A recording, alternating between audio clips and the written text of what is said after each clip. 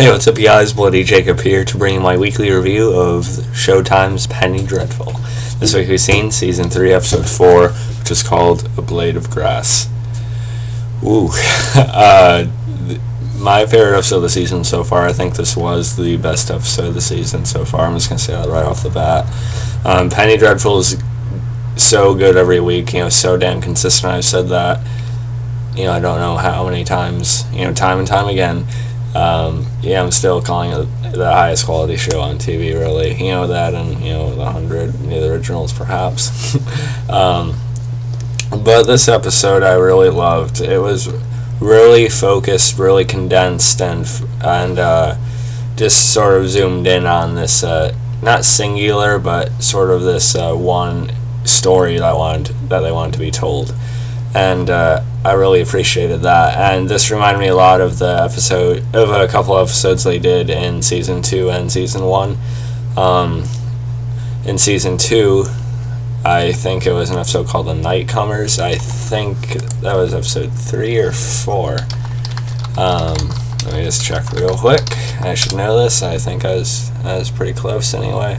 Yeah, episode 3 of The Nightcomers of Season 2, because that episode focused completely on Vanessa meeting the cut wife, Joan Clayton, and then it also reminded me of the episode in Season 1, which was episode 5, Closer Than Sisters, which of course is the flashback episode to what exactly happened with Vanessa and Mina, and Lucifer sort of taking her over and stuff like that.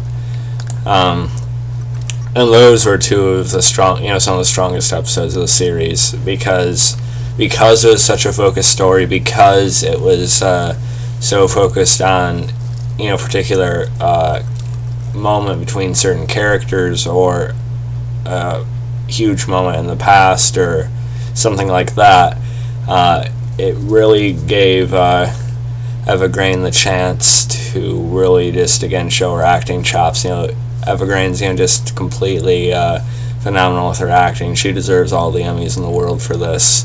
And also credit to Rory Kinnear in this episode, who plays the creature, Caliban, Mr. Clare, the orderly now. He did a really splendid, I don't remember the last time I ever said the word splendid, but he did a splendid job in this episode as well. And really the writing for this is incredible as well. Penny Dreadful is probably the best show I've ever seen when it comes to dialogue in particular. And that really just shined again in this episode. I did write down certain snippets of things that were said, but there's no way I can do justice to how well it was spoken, how well it was written, or anything like that. I just ended up butchering it. So of course this continued from the reveal at the end of last week's episode that it appears that, I guess, in the creature's past life, he was actually an orderly working at the asylum that Vanessa was treated at. Which of course is an interesting reveal on its own, but so much more happened with it than I actually thought it was going to.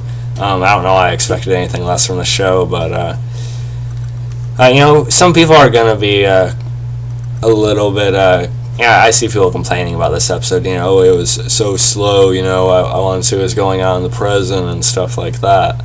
Some people are going to dislike it for not focusing on the other stories going on as well, but I think real fans of the show are really going to appreciate this episode and love it just like I did. Similar to, again, how I loved the Nightcomers in Season 2 and Closer Than Sisters in Season 1. I'll go into some of the specifics of this episode in a second. And then we also had some major development that actually assisted in continuing the present story as well, along with that information about the creature being the orderly and stuff. We also got more of a look into the relationship between Lucifer and Dracula. The two have split, and of course Lucifer being more spiritual bound, and Dracula being more of a beast and animal, prowling the earth and stuff like that. We'll get into that a little bit more in a minute, or later on the review. Of course, I especially love that I have the Vanessa poster in the background at this point. It's awesome. Just give me a like for having a Vanessa Ives poster, come on. Eva Green, it's Eva Green, come on. And I just learned how to correctly pronounce her name, apparently. I was always calling her Eva Green, which still sounds more natural to me. But a friend of mine on Facebook corrected me and made me somehow realize that this whole time I've been a fan of hers, I didn't know how to pronounce her name correctly. But I'm not gonna embarrass myself again right now by trying to say it the way I have been. Like I said, a lot of it was really concentrated on Vanessa and the orderly, or the creature. And I really like how they all the scenes together again, but I really liked how we got to see their relationship sort of develop. The creature or the orderly sort of beginning to care more and more about her, more than just a patient at first. You could see he was a little bit more sympathetic towards her than probably a lot of people working there were. You could see that right away, but then the conversations got longer. At first he wasn't really, he just kept on saying he couldn't talk to her at all. Or he couldn't engage her in conversation or answer questions, that went past a certain line of what she was talking about. But then conversations got deeper and their connection got stronger. And we also seen a little bit of Dr. Seward in this episode as well, who was sort of treating Vanessa. And Vanessa's sort of in this what she called a fugue state, and so this caused Vanessa to sort of go back and finally bring back this repressed memory of hers. And so we've seen Dr. Seward sort of come in a little bit into her mind. She could kind of cross into it, because as she explained to Vanessa, sort of in between the two right now, of reality and what she was remembering and envisioning. There was kind of a stronger moment between them, with Dr. Seward saying, "I'm not leaving you for anything in this world," and you can tell she's starting to have a huge connection to Vanessa, just like her ancestor did, or the woman she was reincarnated from, right? And I particularly like the moment where the creature told Vanessa, one day soon, you won't have to be touched where you don't want to be touched, and she'll basically rise above this and become stronger, become something more. And the creature's seen that right away. And it was funny because I'm calling him the creature just so you know who I'm talking about, but I don't just want to call him the orderly. We know who this guy is, sort of, not as much anymore. But it was interesting because throughout the episode, we got little references to who he is at this point, him saying ironic things like, "Oh, I don't like poetry," or "I don't speak very well," and that he's pretty much a complete opposite on certain ends with what he is right now, or who he is right now, I should say. Sorry.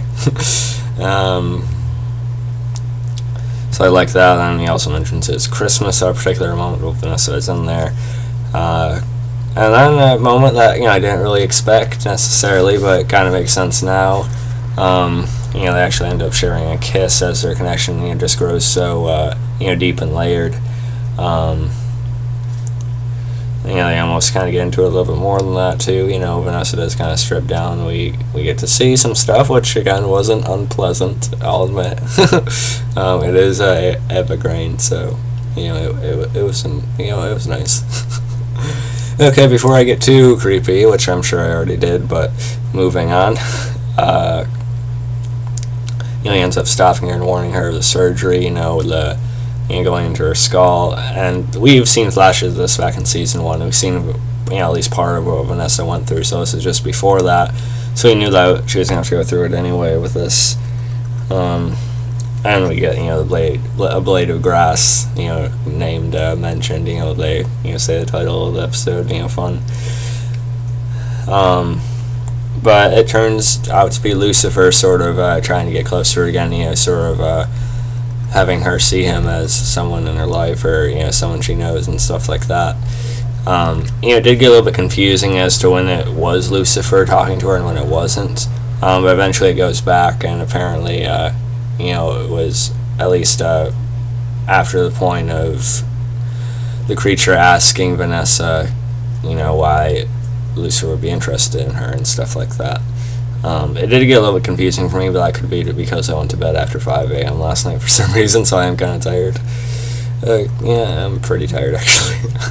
But this episode brought me out of it, which is surprising because it was a slower episode, but yet it just held my attention. At a certain point, it's just like, okay, set up, because that's just funny, dreadful, I guess. That's how good it is. And one of the other really compelling scenes in the episode was when, as Lucifer was talking to her as the orderly or the creature, Dracula actually shows up, as him as well, and we sort of get this, scene of the brothers sort of going back and forth with each other, the two halves going back and forth with each other, sort of them mocking each other, and, Lucifer sort of calling Dracula just a beast, just an animal made of, what, this earth is, like the literal object and stuff like that. Whereas Dracula was talking about, how he doesn't really, Lucifer doesn't really connect with Vanessa the way he can, and, I just really can't repeat everything that was said between these two, but I really like the dynamic here. I didn't really expect them to sort of be at odds with each other like this in a way, which should be really intriguing later on. Let's see. And basically, spirit, Lucifer, he seeks, Vanessa's soul, which we know, and, the animal or beast, Dracula, he wants her body, he almost did seduce Vanessa a little bit, and, he wants to take her as his bride, sort of rise above and come back to God, and just, we get a really badass moment from Vanessa here as well, she has this great line, you think you know evil, here it stands, and then she sort of starts rising and going into the air, and she starts her chanting, and it was just awesome. Oh god, I love it. And she eventually comes out of it, back to the creature, the orderly, asking her about why the devil would be interested in her. Then we find out that the orderly actually resigned, and he talks about his son and his wife and stuff. And I like the moments of that as well in this episode. Then he sees her later with her head shaved and such. And then, she eventually does wake up, with Dr. Seward. Dr. Seward previously tried to wake her up, by burning a cigarette into her hand, which had been done, quite a while ago. And, of course, Dr. Seward's asking her about everything. She remembers every part of it, not just fragments or images, and she says, "I'm not frightened, his name is Dracula." And that's kind of where the credits rolled there. So, overall, really, really great episode. I'm just wondering how long it's going to take for Vanessa to know that, it's Dr. Sweet and such. I don't know how long they're going to drag that part of it out. But I'm glad that Vanessa is at least aware of Dracula's presence at this point, so she's not completely, blind to what threat is coming her way and stuff. So we have that at least. Really great episode again. I just love, Penny Dreadful has always been really character driven, character driven, then it has the horror, twisted themes second, but this episode, and again the two other ones I mentioned earlier from season 1 and 2, I just really love the acting back and forth in them. Eva Green and Rory Kinnear are just absolutely amazing in this episode, and it makes me wonder if the creature will actually remember his connection to Vanessa as he's going about remembering his life himself. That would be interesting for sure. But yeah, of course, and again, I love the scenes with Dracula and Lucifer, the moment between them, I thought, again, was really intriguing.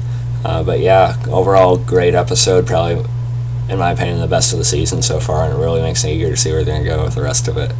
But yeah, let me know what you guys thought about the episode, leave a comment below. Of course, I'm sure there's things I missed, or some things I didn't mention that you guys want to talk about. Excuse me. Feel free to leave a comment below. I'd love to discuss it with you guys. As always, follow me on Facebook, Twitter, and look for me on Swolda.com. Catch you guys next time for my Game of Thrones review at some point within the next couple days. I was just really tired and sort of frustrated with work today, so I sort of relaxed. But I will watch Game of Thrones at some point soon as well within the next couple days again, and get a review out to you guys at some point soon. I may also check out Preacher on AMC. I'm not sure about that one. But anyway, hope you guys enjoyed the video. Catch you guys next time.